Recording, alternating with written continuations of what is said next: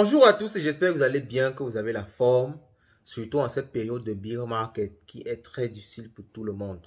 Alors j'ai reçu ce matin un article, en fait un communiqué de presse signé du ministre d'État, directeur à la présidence de la République de Centrafrique. Ce document date du 30 août, alors ça m'étonne déjà que j'ai reçu ça juste aujourd'hui. Et pourtant en général nous sommes en avant-garde sur les informations dans le monde de la crypto-monnaie. Mais j'ai dit que je vais partager ça avec vous parce que vous savez, l'objectif de cette chaîne n'est pas de prendre un parti, donc de dire nous sommes pour ou contre le projet Sango Coin. Et je dis toujours à tous nos membres, les membres de notre communauté et à ceux qui nous suivent que, et c'est même très important de faire ainsi, parce que dans tout investissement, si vous essayez de, de, de vous mettre dans la position d'amour, de cause, en général, vous allez perdre votre argent. Et pourtant, on n'investit pas pour soutenir une cause. Si vous soutenez une cause, soutenez une cause. Si vous choisissez d'investir, investissez. Ne mélangez pas les deux, parce qu'en général, quand vous mélangez les deux, quelque chose va mal se passer. Donc, ceux qui viennent dire que c'est un projet africain, il faut soutenir aveuglement. S'il y a des manquements, il ne faut rien dire. S'il y a des problèmes, il ne faut pas parler. Non, nous ne sommes pas là. Donc, s'il y a un truc positif, on va dire. S'il y a un truc négatif, on va également mentionner. Surtout que les trucs négatifs, on mentionne souvent dans le but de pousser à une réaction, de pousser à une amélioration. Donc, comme on a dit, on voulait même se déplacer en Centrafrique.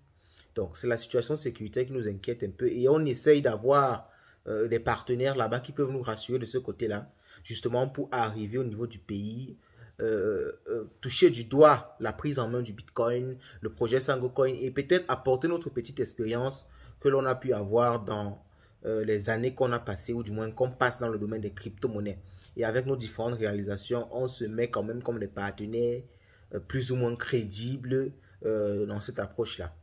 Donc, alors, ce que je dis, c'est, je vais lire le communiqué et on va peut-être, vous allez me donner votre avis parce que je ne vais pas directement donner mon avis, je m'en peut-être quelques idées que j'ai par rapport à ça, mais je vais éviter de donner mon avis totalement pour éviter d'avoir un parti pris ou du moins de lui donner cette impression-là. Donc, par décision du 29 août, la Cour constitutionnelle a rejeté la demande d'annulation. Donc, c'est bienvenu après le document de la Cour constitutionnelle qui refusait beaucoup de choses par rapport au SangoCoin.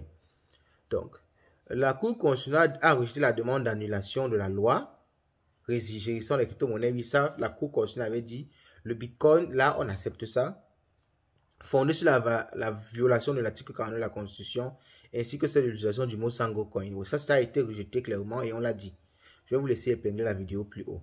Par la même décision, la plus haute institution de l'État en matière constitutionnelle a déclaré inconstitutionnel et annulé la conséquence la mise en vente de la e-résidence, ok, et la mise en vente des terrains et des ressources naturelles, ok, qui sont des éléments fondamentaux du Sango, du projet Sango, publié dans le document Sango Genesis Paper sur le site sango.org.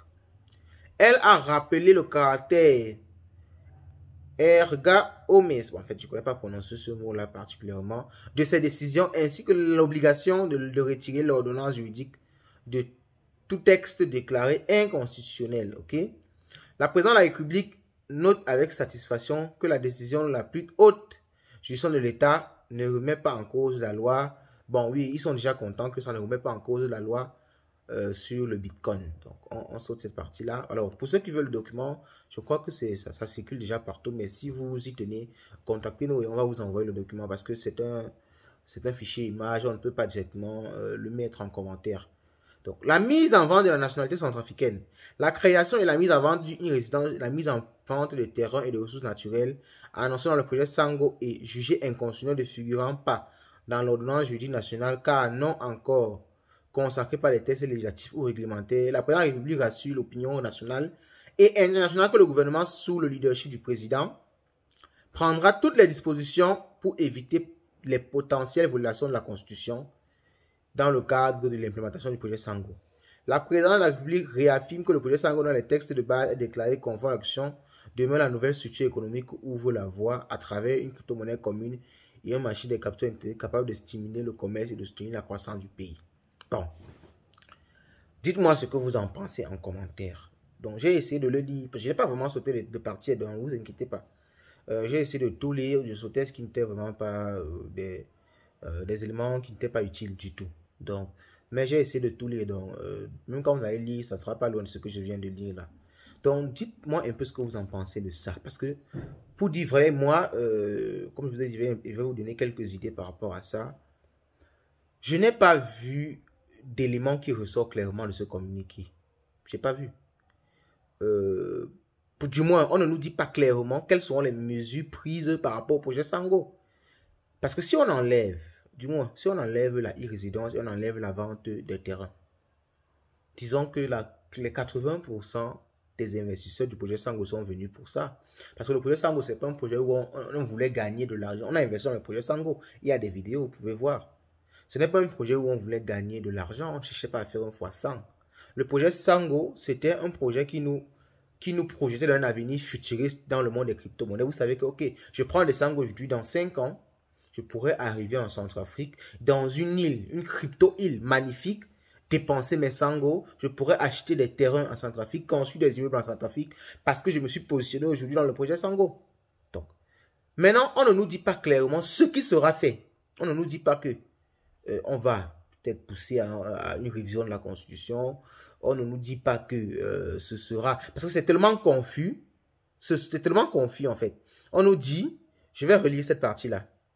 Prendra toutes les dispositions pour éviter les potentielles violations de la Constitution. Ok, donc, on va prendre des dispositions pour éviter les potentielles violations de la Constitution.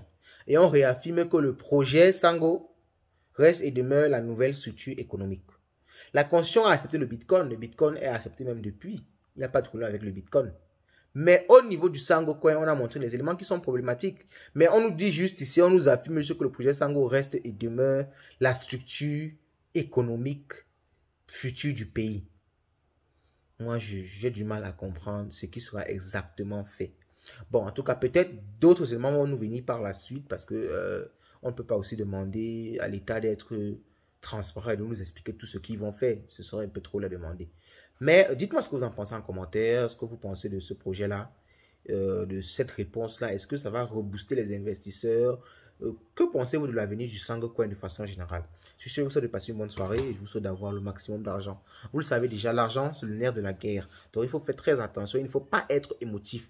Ces histoires et ces commentaires qui viennent dire il faut soutenir le Sango Coin, soutenir l'Afrique n'importe comment. En perdant de l'argent, vous ne soutenez pas l'Afrique.